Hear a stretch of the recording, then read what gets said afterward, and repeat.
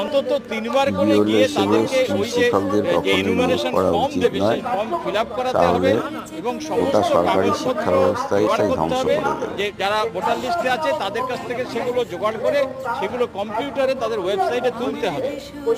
এবং শুধু তাই নয় যে তাদেরকে এরা নাগরিক হিসেবে ভোটার তালিকায় তারা থাকতে পারে কি পারে না, অর্থাৎ তারা বেনাগরিক না তারা নাগরিক, সেটাও তাদেরকে ঠিক করতে হবে এই বিএলওদের, অর্থাৎ এই মাস্টার মশাইদের। এই গোটা ব্যাপারটা আমাদের কাছে খুবই উদ্বেগজনক মনে হচ্ছে। আমরা এর প্রতিবাদ করছি। প্রথমত আমরা মনে করি যে বিএলও হিসেবে কখনোই স্কুল শিক্ষকদের নিয়োগ করা উচিত নয়, তার কারণ এটা গোটা সরকারি স্কুল যে শিক্ষা ব্যবস্থা সেটাকেই ধ্বংস করে দেবে। দ্বিতীয়ত, কোনো মানুষকে তার ইচ্ছের বিরুদ্ধে কোনো কাজ করতে বাধ্য করা এটাও একটা গণতান্ত্রিক কাজ। স্কুল শিক্ষকদের যে চাকরির শর্তাবলী রয়েছে তাতে কিন্তু এগুলো নেই যে